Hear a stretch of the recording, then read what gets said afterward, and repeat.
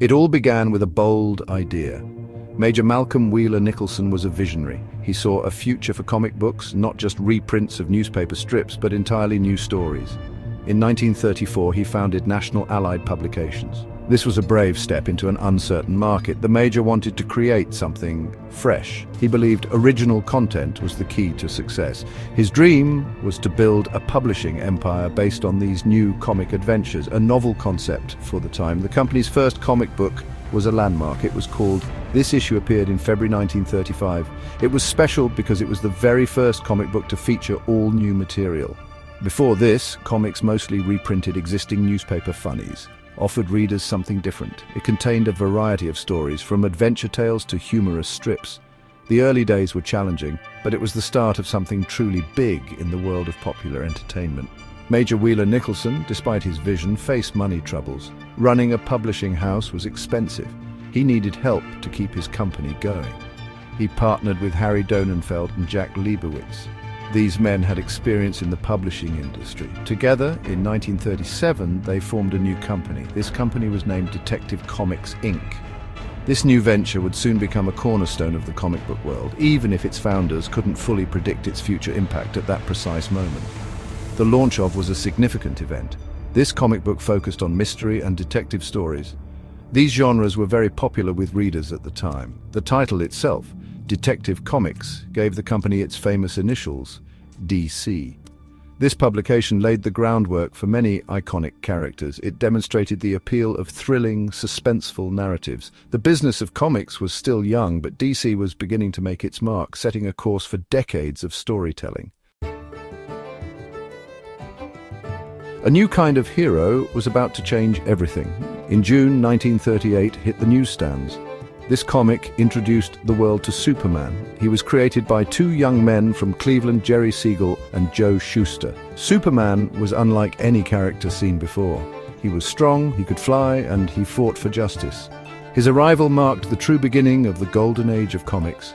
People were immediately captivated by this amazing new hero, and his popularity soared almost overnight. The story of Superman's creation is quite remarkable in itself. Jerry Siegel and Joe Shuster had been developing the character for years. They faced many rejections before Superman finally found a home. He was an alien from a doomed planet, sent to Earth as a baby. He represented hope and the American dream. In a world facing economic depression and the threat of war, Superman became a powerful symbol. He showed that even in dark times, good could triumph over evil. His bright costume and incredible abilities were an instant sensation. Just 1 year later, another legendary hero appeared. Batman made his debut in May 1939. He was the creation of artist Bob Kane and writer Bill Finger. Batman was very different from Superman. He had no superpowers. He relied on his intellect, his detective skills, and his physical training. Bruce Wayne, the man behind the mask, was driven by a desire to avenge his parents' death. This darker, grittier hero quickly became a fan favorite, offering a fascinating contrast to the Man of Steel. The success of Superman and Batman opened the floodgates. Many other superheroes soon followed. Wonder Woman, created by William Moulton Marston, arrived in 1941. She was a powerful Amazon princess fighting for peace and equality. Characters like The Flash with his super speed and Green Lantern with his power ring also became very popular. These heroes often joined forces. The Justice Society of America was the first superhero team, bringing together DC's stars. The Golden Age was well and truly in full swing, captivating millions of readers. After the Second World War, things began to change. The public's taste in entertainment shifted.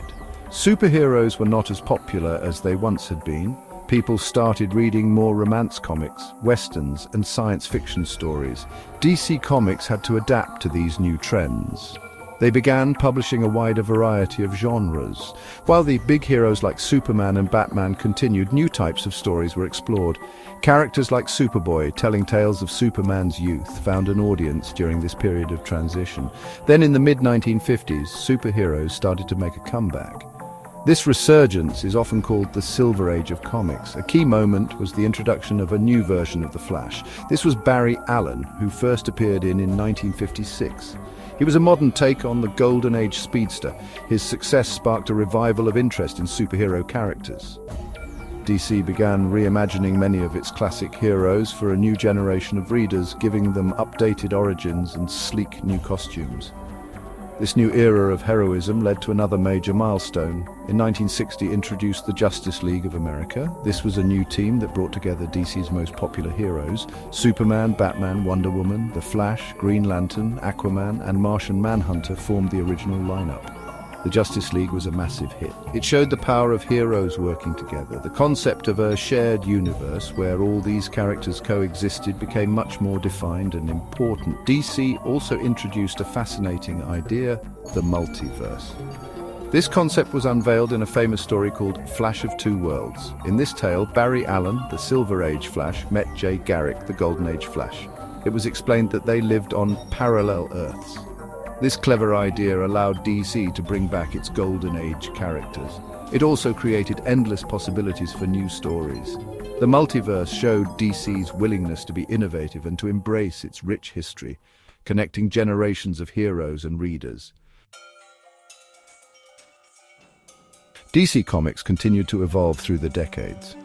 The Bronze Age of the 1970s and early 1980s saw stories become more socially relevant.